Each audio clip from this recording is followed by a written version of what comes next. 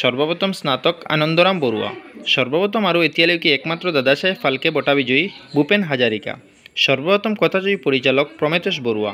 সর্বপ্রথম অসমীয়া রাষ্ট্রপতি ফখরুদ্দিন আলী আহমেদ। সর্বপ্রথম গদ্য লেখক বট্টদেব।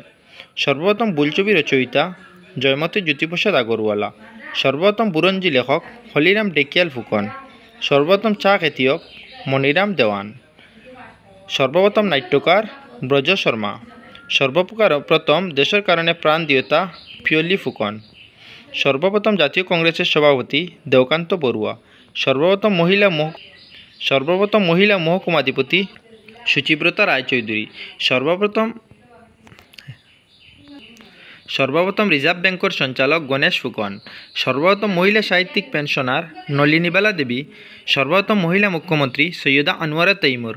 সর্বপ্রথম মহিলা কেন্দ্রীয় মন্ত্রী রেণুকা দেবী বরকটগী। সর্বপ্রথম সাহিত্য সভার সভাপতি পদ্মনাথ গোহাঞ্চি বড়ুয়া। সর্বপ্রথম অসমীয়া সংবাদপত্র অরুণোদয়। সর্বপ্রথম অসমের ছাপাশাল মিশন প্রেস শিবসাগর। সর্বপ্রথম মহিলা পাইলট দীরা হাজারিকা। সর্বপ্রথম অসমীয়া ভাষার ডক্টরেট বাণীকান্ত কাকতি। সর্বপ্রথম অসমীয়া বিলাতলৈ যাওঁতা আনন্দরাম বড়ুয়া। সর্বপ্রথম অসমীয়া বোলছবি নির্মাণ কৰোঁতা জ্যোতিপ্ৰসাদ আগৰওয়ালা। সৰ্বপ্ৰথম অসমীয়া PhD মইদুল ইছলাম বৰা।